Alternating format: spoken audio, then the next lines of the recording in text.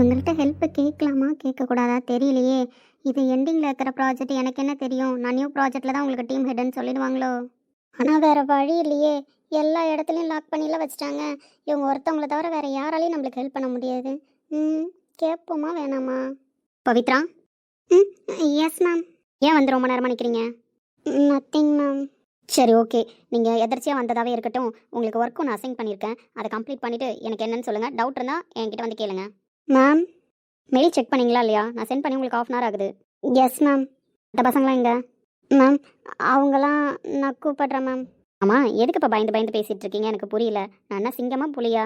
கேஷுவலாக பேசுங்க. ஒர்க்கும் பார்க்குறாங்க, நம்ம என்ன பேசுகிறோன்னு அப்சர்வ் பண்ணுறாங்க. எப்போ வந்து நின்னோன்னு அப்சர்வ் பண்ணியிருக்காங்க. ஐயோயோ, தப்பிக்க முடியாதோ? ரொம்ப ஸ்ட்ரிக்டாக இருப்பாங்களோ?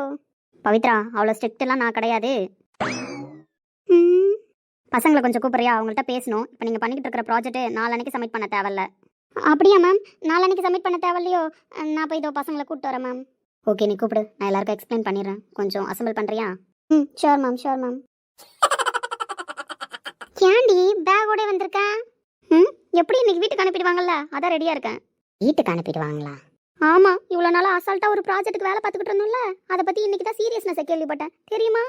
சீரியஸ்னஸா? ஆமாம். இது வரைக்கும் இந்த கம்பெனி எடுத்ததுலே ரொம்ப பெரிய ப்ராஜெக்ட் இந்த ப்ராஜெக்ட் தானா? இதுக்கான ப்ராஃபிட்டும் அதிகமா, லாஸும் அதிகமா. ஏண்டி உண்மையாவா சொல்கிறேன்? யார் சொன்னா? நம்ம சஞ்சய் சாரும் காத்தண்ணனும் பேசிகிட்டு இருந்ததை கேட்டுட்டு வந்தேன்டி. அதை கேட்டோடனே தான் பேக்கை கையோடு எடுத்துகிட்டு வந்துட்டேன். எப்படி வீட்டுக்கு அனுப்பிடுவாங்க? அது தெரிஞ்சு தான் பேக்கோட சுற்றுறேன். ஏண்டி இந்த ஆஃபீஸில் இதுதான் பெரிய ப்ராஜெக்ட்னு சொல்கிற? அப்படி இருக்கும்போது நம்மளை நம்பி எப்படி இவ்வளோ நாள் ஒர்க் பண்ண வச்சாங்க? தான் எனக்குமே தெரியல. ஃபீவர் கூட வந்துருச்சு தெரியுமா? பேராசிட்டமல் போட்டு வந்து நிற்கிறேன். எல்லாரும் சொல்கிறாங்க இது ஆஃபீஸோட டேர்னிங் ப்ராஜெக்டா. ஆனால் நம்மளை பொறுத்த வரைக்கும் என்ன தெரியுமா? நம்ம மொத்த பேரையும் க்ளோஸ் பண்ண போகிற ப்ராஜெக்ட். வாய மூடு. ஏடி ஆனால் உனக்கு ஒரு குட் நியூஸ் சொல்லிட்டாடி. குட் நியூஸா? நீ சொல்கிற நியூஸை பொறுத்து தான் இருக்குது. அது குட் நியூஸா இல்லை பேட் நியூஸான்னு ஃபஸ்ட்டு நியூஸ் என்னன்னு சொல்லு. ப்ராஜெக்ட் இருக்குல்ல, ப்ராஜெக்ட்டு அதை நாளன்னைக்கு சப்மிட் பண்ண தேவையில்லையா மேம்? இப்போ தான் என்னை கூப்பிட்டு சொன்னாங்க. அதை சொல்லிட்டு தான் உங்கள் எல்லாரையும் கூப்பிட சொன்னாங்க. சி, அதையும் இவ்வளோ லேட்டாக சொல்கிற? அப்போ நாளன்னைக்கு சப்மிட் பண்ண தேவையில்லனா இன்னும் கொஞ்ச நாள் ஆகுமா? தெரியலையே மேம். உங்களெல்லாம் அசம்பிள் பண்ணுங்கள், ஒரு வழியாக பேசிடுறேன்னு சொன்னாங்க. ஆனால் நம்மளாம் வந்து இவ்வளோ நேரம் ஆகியும் மேம் ஏதோ வேறு வேலை பார்த்துட்டு இருக்காங்க. கார்த்திக், கேம் விளையாண்டு முடிச்சிட்டிங்களா இல்லை ஃபினிஷ் பண்ண வேண்டியது இருக்கா? இந்த பைத்தியக்காரன் திருந்தவே மாட்டான். வாய்ப்பே கிடையாது. பாரு, மேடமே கொண்டு பிடிச்சிட்டாங்க. எரும மாடு, செல்ல உள்ள வையண்டா. கார்த்திக், உங்களை தான் கேட்டேன். கேம் ஃபினிஷ் பண்ணிட்டீங்களா? பேசலாமா? ஃபினிஷ் பண்ணிட்டேன் மேம், நீங்கள் பேசலாம். ப்ராஜெக்ட் கையை விட்டு போதோ இல்லையோ, இவன் கையை விட்டு வேலை போயிடும், அது மட்டும் கன்ஃபார்ம். ஓகே, உங்கள் எல்லாருக்குமே இது வரைக்கும் நீங்கள் பண்ணிக்கிட்டு இருந்த ப்ராஜெக்ட்லேருந்து இதுக்கப்புறம் நீங்கள் என்ன ஒர்க்கை ஃபினிஷ் பண்ணுன்றதை மட்டும் அலோகேட் பண்ணியிருக்கேன். எனக்கு அதை மட்டும் கொஞ்சம் பண்ணி கொடுங்க. ஷோர் மேம், கண்டிப்பாக பண்ணுறேன் மேம். மேம், நீங்கள் இந்த ப்ராஜெக்ட்டுக்கு எங்களுக்கு ஹெல்ப் பண்ணுறீங்களா ma'am? Ma'am please ma'am, day after tomorrow project submit பண்ணணும்னு சொல்லியிருக்காங்க மேம். எப்படி பாசிபிலிட்டிஸ்ன்னு தான் தெரியல மேம். மிஸ்டர் தனுஷ், நீங்கள் சொன்னது கரெக்டு தான். ப்ராஜெக்ட் சப்மிட் பண்ணணும் தான், ஆனால் டே ஆஃப்டர் டுமாரோ கிடையாது. சமடி, நீ சொன்ன மாதிரியே சொல்கிறாங்க. அப்போ டே ஆஃப்டர் டுமாரோ கிடையாதா? மேம், அப்போ இன்னும் கொஞ்ச நாள் ஆகுமோ? இல்லை தனுஷ், நீங்கள் சொன்னதில் ஒரு சின்ன கரெக்ஷன். டே ஆஃப்டர் டுமாரோ சப்மிட் பண்ண வேண்டிய ப்ராஜெக்ட் கிடையாது, டுமாரோ சப்மிட் பண்ண வேண்டிய ப்ராஜெக்ட் இது.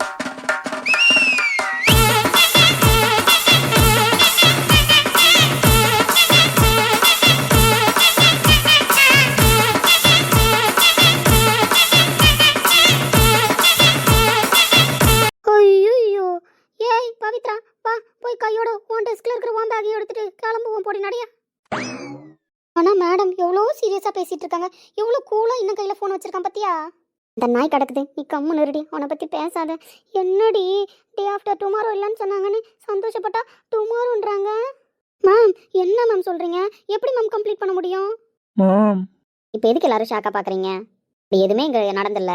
நீங்கள் ஆல்ரெடி ப்ராசஸ் எல்லாத்தையும் கம்ப்ளீட் பண்ணி தானே வச்சுருக்கீங்க. ப்ராஜெக்ட் ஆல்ரெடி எண்டிங் ஸ்டேஜில் தான் இருக்குது. எண்டிங் ஸ்டேஜில் இருக்கா? என்ன மேம் சொல்கிறீங்க?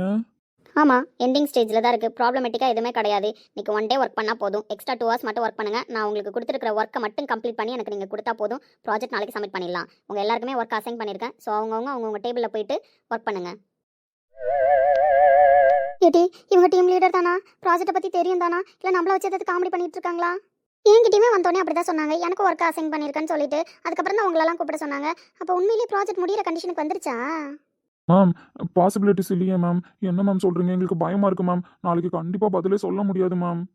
ப்ளீஸ் கொஷின் கேட்காதீங்க. இப்போதைக்கு கொஷின் கேட்கறதுக்கோ அதுக்கு நான் பதில் சொல்கிறதுக்கோ டைம் கிடையாது. போயிட்டு உங்களோட ஒர்க்கை முடிச்சு கொடுங்க. அதே மாதிரி நான் உங்களுக்கு அசைன் பண்ணியிருக்கிற ஒர்க்கை மட்டும் முடிச்சு கொடுத்தா எனக்கு போதும். எக்ஸ்ட்ரா ஒர்க் எதுவுமே தேவையில்ல. ஓகேவா? கார்த்திக், உங்களுக்கும் ஒர்க் அசைன் பண்ணியிருக்கேன். ஸோ அதை மட்டும் எனக்கு கம்ப்ளீட் பண்ணி கொடுங்க.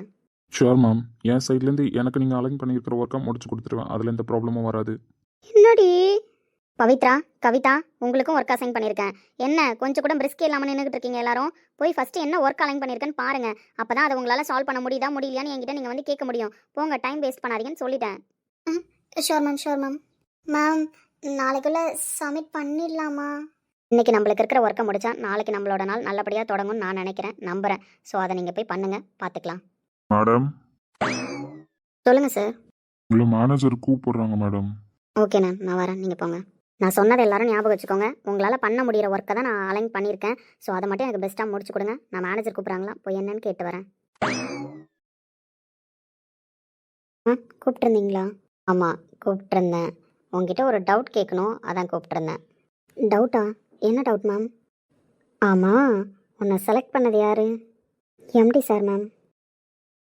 இப்போவும் சொல்கிறேன் ஜி, கொஷின் உங்களோடது, நீங்கள் தான் கேட்கணும். கேட்குறேன். எம்டினா எம்டிக்கு ஒரு பேர் இருக்கும்லம்மா. எம்டியோட பேர் சொல்லுங்கள் பார்க்கலாம். என்ன மேம் இவ்வளோ நாளாக ஒர்க் பண்ணுறீங்க, எம்டி பேர் என்கிட்ட கேட்குறீங்க? சரியான கேள்வி மீராஜி, பதில் சொல்லுங்க. எனக்கு தெரியுமா எம்டி பேர், பட் நீங்கள் எம்டி செலக்ட் பண்ணாருன்னு சொல்லிட்டு இருக்கீங்கல்ல, அந்த எம்டி பேரை சொல்லுங்கள். எம்டி பிரகாஷ் செலக்ட் பண்ணார் மேம். எம்டி பிரகாஷா? ஆமாம் மேம், இந்த ஆஃபீஸில் 2 எம்டி இருக்காங்களே, ஒன்று ரோஹித் சார், இன்னொன்று Prakash sir. So Prakash sir தான் என்ன செலக்ட் பண்ணார். ஆமாம், பிரகாஷ் சாரே செலக்ட் பண்ணாருன்னே வச்சுப்போம். ப்ராஜெக்டை டே ஆஃப்டர் டுமாரோ சப்மிட் பண்ணிடுவீங்களா? No ma'am. என்ன ஜி பதில் இப்படி இருக்கு? கேளுங்க ஜி, அவங்க முழுசா என்ன சொல்றாங்கன்னு. நீங்கள் சொல்லுங்கள். ப்ராஜெக்டை டே ஆஃப்டர் டுமாரோ சப்மிட் பண்ண முடியலன்னா கம்பெனிக்கு இஷ்யூ ஆகும், ப்ராப்ளம் ஆகும், எல்லாம் தெரியும்ல. இது நம்ம கம்பெனியோட டேர்னிங் ப்ராஜெக்ட்டு. ஸோ உங்களால் முடியும்னா முடியும்னு சொல்லியிருக்கணும், முடியாதுன்னா முடியாதுன்னு சொல்லியிருக்கணும். அப்படி இருக்கும்போது இப்போ நான் கேட்ட உடனே நாளன்னைக்கு முடிக்க முடியாதுன்னு சொல்கிறீங்க. அப்புறம் எந்த தைரியத்தில் இந்த ப்ராஜெக்டை கையில் எடுத்திருக்கீங்க? மேம், இப்போ நான் சொல்கிறேன், ப்ராஜெக்ட் டே ஆஃப்டர் டுமாரோ சப்மிட் பண்ண வேண்டியது கிடையாது. அப்புறம் உங்களுக்கு வேறு ஏதாவது டேட் கன்ஃபார்ம் பண்ணாங்களா? ஆமாம் மேம், எனக்கு வேறு டேட் தான் கன்ஃபார்ம் பண்ணாங்க. என்ன date? Tomorrow ma'am. Project complete ஆகிடுச்சா? Yes ma'am, almost completed ma'am. இன்னும் ஒரு 5% மட்டும் பெண்டிங் இருக்குது. ஸோ பசங்க இன்னும் ஒரு 2 hours ஒர்க் பண்ணுறேன்னு சொல்லியிருக்காங்க. நானும் 2 hours எக்ஸ்டெண்ட் பண்ணியிருக்கேன் மேம். ஸோ அதனால் இன்றைக்கி ப்ராஜெக்ட் முடிஞ்சிடும் மேம். முடிச்சுட்டு தான் கிளம்புவோம். ஸோ மார்னிங் சப்மிட் பண்ணிடலாம் மேம். ஷியரா? டேம் sure ma'am. Meera please leave it, அப்புறமா பேசிக்கலாம். அவங்க போய் ஒர்க்கை பார்க்கட்டும். சார், அசால்ட்டாக பதில் சொல்லிட்டு இருக்காங்க சார். ஷியோரா? நாளைக்கு முடிச்சிடுவாங்களா? அவங்க ஷுவர் சொல்லலையே மீரா, டேம் ஷுவரில் சொல்லியிருக்காங்க. ஸோ அப்போ கம்ப்ளீட் பண்ணிடுவாங்கன்னு உங்களுக்கு தெரியும் போல. கிட்ட பேசிக்கிட்டே நான் உங்கள்கிட்ட பேசாமல் விட்டுட்டேன். Hi ma'am. Hi sir. நான் சஞ்சய் சார், ரைட்? எஸ், உங்களுக்கு தெரியுமா? தெரியும் சார். யார் இவ எல்லாத்தையும் தெரிஞ்சுக்கிட்டு உள்ள வந்திருக்கா? மேம், நான் என் பிளேஸ்க்கு போகலாமா? வேறு ஏதாவது டவுட் இருக்கா? நத்திங், நீங்கள் போகலாம். எப்படி ஜி? எனக்கு புரியவே இல்லை. எனக்கும் தான் புரியல. வெயிட் பண்ணி பார்ப்போம் மீரா ரிசல்ட்டை. நாளைக்கு தான் முடிச்சிருவேன்னு சொல்கிறாங்களே. ஸோ அவங்க அவுட்புட்டை பொறுத்து தான் இருக்குது. பார்த்துக்கலாம், விடுங்க. ஆமாம் சார், தம்பி பேர் பிரகாஷா? ஆமாம், அது தெரியாம தான் இவ்வளோ நாள் இருக்கீங்களா? சார், அவர் இது வரைக்கும் என்கிட்ட பேர்லாம் சொன்னதில்லை சார். உங்கள்கிட்ட வந்து மட்டும் அவர் உங்கள் பேர் கேட்டாரா? ஃபோன் எடுக்கும்போதே ஹாய் மீரான்னு சொல்லி தானே பேசுகிறாரு. அப்போ உங்களுக்கு அவர் பேர் தெரியலன்னா நீங்கள் கேட்டிருக்கணும். இப்போ இந்த பொண்ணு அவர் பேரை கேட்டிருக்குன்றீங்களா? என் பேர் சஞ்சய்னா இந்த பொண்ணுக்கு தெரிஞ்சிருக்கு. அவர் பேரை பின்ன கேட்காமல இருந்திருக்கும். அதுவும் கரெக்டு தான்.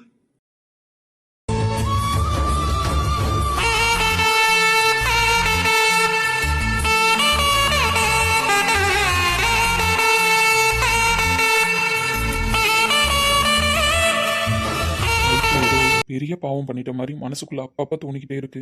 மனசுக்குள்ள இப்படி தோன்ற வேதனையும் வலியும் என்னால் தாங்கவே முடியல. இதுக்கெல்லாம் சொல்யூஷன் நீ என்கிட்ட வந்தால் மட்டும்தான். என்கிட்ட வந்துரு ப்ளீஸ். கடவுள் ஏன் நம்மளுக்குள்ள இப்படி ஒரு முடிச்சு போட்டாருன்னு எனக்கு தெரியல. ஆனால் அந்த முடிச்சை என்னால் அவுக்கவும் முடியல, கடந்து போக முடியல. உன்னை பற்றின ஒரு விஷயம் கூட எனக்கு தெரிய மாட்டுது. அப்படி இருக்கும்போது நான் எப்படி உன்னை கண்டுபிடிக்க போகிறேன்? நானும் இது வரைக்கும் எப்படி இல்லாமல் தேடி பார்த்துட்டேன். ஆனால் கண்கண்டி வித்தையாகவே போயிட்டுருக்கு. காலம் இதுக்கெல்லாம் பதில் சொல்லுமா? இதை பண்ணி தான் ஆகணும்னு நீ என்கிட்ட சொல்லவும் இல்லை, இதை பண்ணணும் தான் என்னை யாரும் ஃபோர்ஸ் பண்ணவும் இல்லை. நானாக தானே வந்தேன், நானாக தானே தேடினேன். அப்படி இருக்கும்போது நான் வருத்தப்படக்கூடாதுல்ல. இருந்தாலும் என் மனசுக்குள்ளே ஏதோ தோணிக்கிட்டே இருக்குது தெரியுமா? நீ தான் என் வாழ்க்கைன்னு என் மனசுக்குள்ளே சொல்லிக்கிட்டே இருக்குது தெரியுமா? நான் என்ன பண்ணுவேன்? இந்த தவிப்புக்கெலாம் பதில் யார் சொல்லுவா? ஆனால் ஏன் என் மனசுக்குள்ளே இனம் புரியாத ஒரு சந்தோஷம் வந்து வந்து போயிட்டு இருக்குன்னு தெரியல. 2 நாளாக தான் நான் அதை அனுபவிக்கிறேன். அப்படி ஒரு சந்தோஷம் என்னன்னு என்னாலையும் தெரிஞ்சுக்கவும் முடியல, புரிஞ்சுக்கவும் முடியல.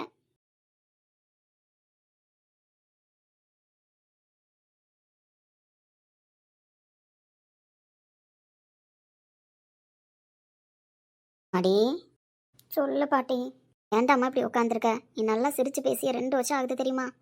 அதெல்லாம் ஒன்றும் இல்லை பாட்டி, நான் நல்லா தான் இருக்கேன். நீ ஏன் இதெல்லாம் போட்டு யோசிச்சுட்டு இருக்க? அம்மா தூங்கலையா? எங்கே தூக்கம் வருது உன்னை நினச்சி? எங்கே தூக்கம் வருது? இப்போ நீ நிற்கதியாக நிற்கிறியே, ஏதோ ஒரு விஷயத்துக்காக அதை செஞ்ச. நான் தப்பு சொல்லலை, ஆனால் அதையே நினச்சிக்கிட்டு உன் வாழ்க்கையை நீ அழிச்சிக்கிறதுல என்னம்மா நியாயம் இருக்கு? பாட்டி, யார் சொன்னா என் வாழ்க்கையை நான் அழிச்சுக்கிறேன்னு? நான் சந்தோஷமாக தான் இருக்கேன் பாட்டி. சொல்ல போனால் இப்போ தான் நான் ரொம்ப சந்தோஷமாக இருக்கேன். எனக்கு இந்த 2 வருஷம்தான் மொத்தமாக எல்லாமே கிடச்சிருக்கு. உங்கள் எல்லாரையும் என்னால் நல்லா பார்த்துக்க முடியுது, தங்கச்சியை படிக்க வைக்க முடியுது, இதோ அப்பாவுக்கு கூட எல்லாமே பண்ண முடியுது. எல்லாமே இந்த 2 வருஷத்தில் தானே பாட்டி எனக்கு கிடச்சிது. எல்லாமே கிடைச்சிருக்கு, ஆனால் உன் வாழ்க்கை உனக்கு கிடைக்கலையே சாமி. யார் சொன்னா எனக்கு கிடைக்கலன்னு? இதோ என் வாழ்க்கை என் மடியில் என் கையில் தான் இருக்குது. தினமும் நான் அதை தொட்டு பார்த்துட்டு தானே பாட்டி இருக்கேன். என் வாழ்க்கை இதுதான் பாட்டி. ஏன்டாம்மா இப்படிலாம் பேசுகிறேன்? நீ இப்படி பேசும்போது தாண்டா இந்த பாட்டி மனசு பொறுத்துக்கவே மாட்டுது. பாட்டி, எங்கள் அக்காவை வச்சு ஏன் ஃபன் பண்ணிட்டு இருக்கேன்? எங்கள் அக்கா நான் வந்தால் தான் சந்தோஷமாக இருப்பா. அக்கா, எதுக்கு இப்போ அப்செட்டாக இருக்கேன்? ஒன்றும் இல்லடி. படித்து முடிச்சிட்டியா? முடிச்சிட்டேன். நீ என்ன இன்னைக்கு ஆஃபீஸ்லேருந்து லேட்டாக வந்த போல? ஆமாண்டி, புது ப்ராஜெக்ட் முடிக்கிற ஸ்டேஜில் இருந்தது. அதான் 2 hours எக்ஸ்ட்ரா ஒர்க் பண்ணுற மாதிரி இருந்தது. முடிச்சுட்டு வர டைம் ஆயிடுச்சு. அக்கா, நான் ஒன்று சொன்னால் நீ தப்பாக நினச்சிக்க மாட்டியே? தப்பாக நினச்சிக்க மாட்டேன். அப்படி என்ன பெரிய மனுஷி சொல்ல போகிறீங்க? ஆமாம், பெரிய மனுஷித்தனமாக தான் சொல்ல போகிறேன். அப்படி என்ன மேடம் சொல்ல போகிறீங்க? அக்கா, நான் இதை பற்றி உங்ககிட்ட பேசுனதில்ல. என்னதான் எனக்கு தெரிஞ்சிருந்தாலும் நான் அதை உங்ககிட்ட காமிச்சிட்டதும் கிடையாது. என்ன மேடம், என்னாச்சு உங்களுக்கு இப்போ? உனக்கு ஏதோ நல்லது நடக்க போகுதுன்னு எனக்கு தோணிக்கிட்டே இருக்குக்கா. உனக்கு அப்படி ஏதாவது தோணுதா? மேடம், என்ன சொல்ல வரீங்க? ஜீபும்பா நடக்க போகுதுன்னு சொல்கிறேன். இந்த துளசி செடிக்கு காரணமானவங்க வந்து உன்னை தேவதை மாதிரி கையில் தூக்கிட்டு போகிறாங்க. அப்படிங்களா? ஆமாக்கா. என் வார்த்தையில் உனக்கு நம்பிக்கை இல்லையா? அச்சச்சோ, என் தங்கச்சி என்ன நம்பாம இருப்பேனா? எனக்கு நிறையாவே நம்பிக்கை இருக்குது. ஜீபும்பாவும் நடக்க வேணாம், என்னை தூக்கிட்டு போக வேணாம். எனக்கு என் தங்கச்சி கூட, பாட்டி கூட, அம்மா அப்பா கூட கடைசி வரைக்கும் சந்தோஷமாக இருந்தாலே போதும். இந்த ஜீபும்பா நடக்கணும்ல அக்கா எனக்கு நினச்சதில்ல.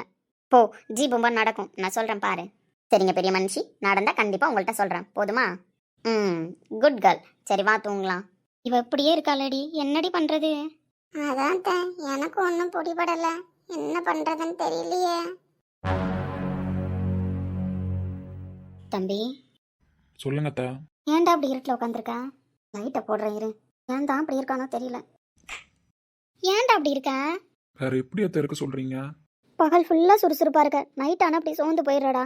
பார்க்கவே எங்களுக்குலாம் எப்படி இருக்கு தெரியுமா? என் தலையெழுத்து அப்படி எழுதியிருக்கு அத்தை. பகல் பூரா வெளிச்சமாவும் ராத்திரி லைட்டே போட்டாலும் என் வாழ்க்கையில வெளிச்சத்தை பார்க்க முடியாதுன்ற அளவுக்கு தலையெழுத்து எழுதியிருக்கு. வேற என்ன பண்ண சொல்றீங்க? தம்பி, இவ்வளோ நாள் நீ வச்ச அந்த நம்பிக்கையில் தான்டா நானே நம்பிக்கையாக இருந்தேன். அப்படி இருக்கும்போது நீ என்னடா சோர்ந்து போய் உட்காந்துருக்க அப்படி? எந்த நம்பிக்கையில் அத்தை இருக்க சொல்றீங்க? 2 வருஷம் ஆயிடுச்சு அத்தை. கண்ணை மூடி திறக்கும் போதெல்லாம் அதே ஞாபகத்தை வந்துகிட்டே இருக்கு.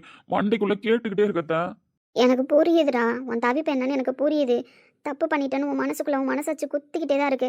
ஆனால் நீ தெரிஞ்சு பண்ணலடா. எல்லாரும் பண்ண சொன்ன ஒரு தப்பு, உன்னையே அறியாம நீ பண்ண தப்புடா. அத்தை, தெரிஞ்சு பண்ணணும் தெரியாம பண்ணணும், அந்த பாவத்துக்கு மன்னிப்பு இல்லைல்ல அத்தை. அந்த பாவம் என்னதுன்னத்தை வந்து சேரும். ஏன்டா பாவம் இப்படிலாம் பேசிக்கிட்டு இருக்க? டேய் தம்பி. இல்ல அத்தை, என்னால நிம்மதியாவே இருக்க முடியல. என்னை தனியா விடுங்க, நான் கொஞ்ச நேரம் தனியா இருக்கேன். டேய், அந்த ஜோசியக்காரன் வந்து சொல்லிட்டு போன மாதிரி நாளைக்கு தானடா 3வது நாள். உன் வாழ்க்கையில் நீ மறக்க முடியாத நாளாக இருக்கு. நாளைக்கு ஏதாவது நடக்குதான்னு பார்க்கலாம்டா.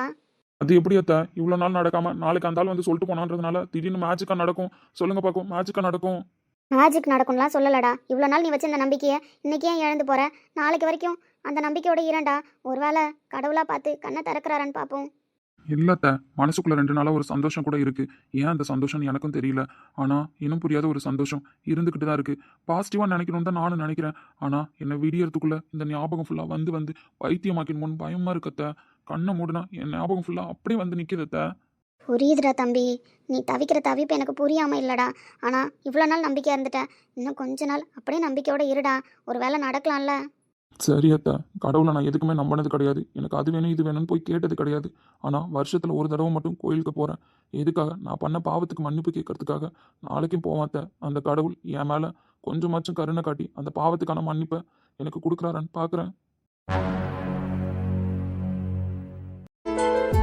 இறைவனிடம் வரங்கள் கேட்டேன், ஸ்வரங்களை அவனே கொடுத்தான்.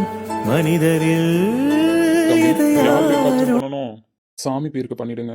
சாமி பேருக்கு பண்ணிடணுமா? ஏன்பா இன்னைக்கு ஏதாவது விசேஷமா? இல்ல சாமி பேருக்கு பொதுவா பண்ண சொல்றியா? இதை யாரும் அறிவாரோ நான் பாடும் பாடல் எல்லாம் நான் பட்ட பாடே அன்றோ பூமியில் இதை யாரும் உணர்வாரோ. சொல்லுப்பா, என்ன அப்படியே நின்னுகிட்டு இருக்க? இன்னைக்கு ஏதாவது விசேஷமா? இல்ல பொதுவா சாமி பேருக்குன்னு பண்ணி எடுத்துட்டு வந்துட்டுமா? இன்னைக்கு விசேஷம் தான், அதான் சாமி பேருக்கு அர்ச்சனை பண்ண சொல்றேன். விசேஷமா? என்ன விசேஷனாச்சும் சொல்லுங்க, அதை வச்சு அர்ச்சனை பண்ணுவோம். இன்னைக்கு என்னோட கல்யாண நாள் சாமி, அதனால அர்ச்சனை பண்ண வந்திருக்கேன். கல்யாண நாளா? என்னப்பா தனியா வந்திருக்க? பொண்டாட்டிய கூட்டு வரலையா கூட? இருந்தாதான் கூட்டிட்டு வந்திருப்போமே. ஐயர் வேற காலையிலே அலப்புறையே கிளப்புறாரு.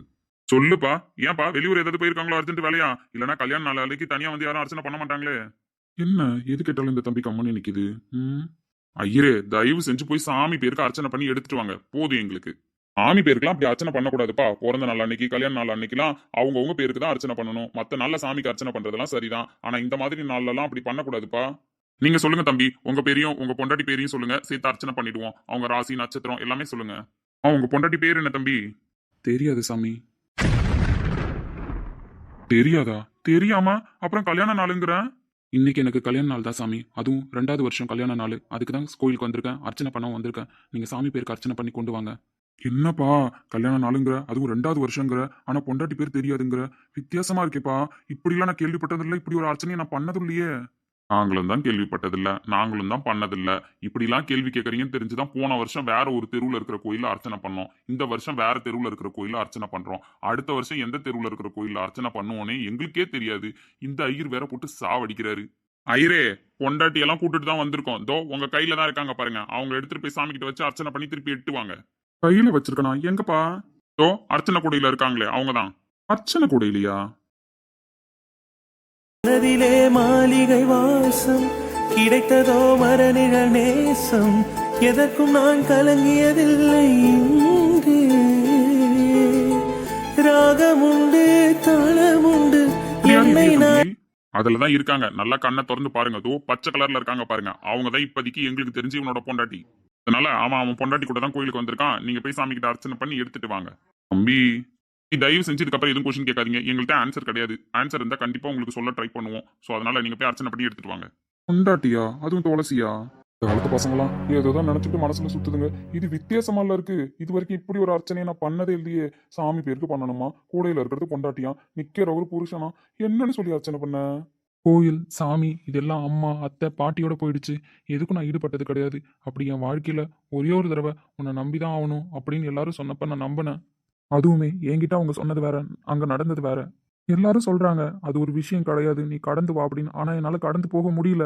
நான் எப்படி கடந்து போக முடியாம தவிக்கிறனோ அதே மாதிரி தான் எனக்கு ஆப்போசிட்ல இருக்கிறவங்களும் கடந்து போக முடியாம தவிச்சிட்டு இருக்காங்க. நீ அடி மனசுக்குள்ள ஏதோ ஒரு நம்பிக்கை சொல்லிக்கிட்டே இருக்கு.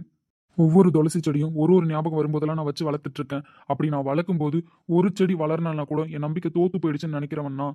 ஆனா நான் வைக்கிற எல்லா செடியுமே அப்படி துளிர் விட்டு துளுத்து வருது, செழிப்பா வளருது. நான் வைக்கிற எல்லா செடியுமே வளர்ந்து வளர்ந்து நீ நம்பிக்கையோட இருடா, நம்பிக்கையோட இருடா, உனக்கு ஆப்போசிட்ல இருக்கிறவங்களும் அப்படிதான்டா இருக்காங்க அப்படின்ற மாதிரி சொல்லிக்கிட்டே இருக்காங்க. சின்ன வயசுலேருந்து பெருசா நான் கடவுளை நம்பினது கிடையாது. நான் என்னதான் நம்பிக்கிட்டு இருந்தேன், என் நம்பிக்கையை தான் நம்பிக்கிட்டு இருந்தேன். அப்படி இருக்கும்போது தான் நீ என் வாழ்க்கையில இப்படி ஒரு கேள்விக்குறியை ஏற்படுத்தி வச்சிருக்க.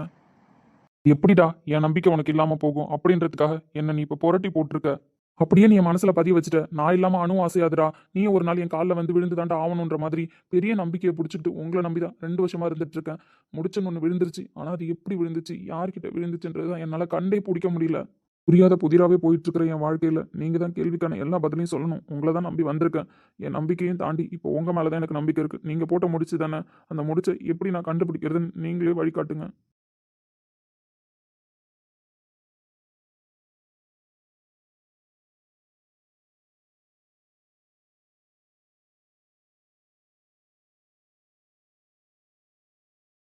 தம்பி, எதை நம்பி நீ கோயிலுக்கு வந்த?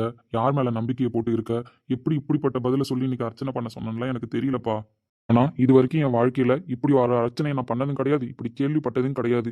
உன் கல்யாணம் எப்படி நடந்துச்சு, ஏன் நடந்துச்சு, ஏன் உன் வாழ்க்கை துணை உன் கூட இல்ல, அந்த கேள்விக்கான பதிலெல்லாம் நீ என்கிட்ட சொல்ல முடியாது. ஏன்னா நான் ஒரு நாள் அர்ச்சனை பண்றேன், அதோட என் வேலை முடிஞ்சு போச்சு. அதோட வேதனை என்னன்னு உனக்கு தான் நாளுக்கு நாளும் தெரியும். உன்னை பார்த்தா ஏமாத்துறவன் மாதிரியும் தெரியல, ஏமாந்தவன் மாதிரியும் தெரியல.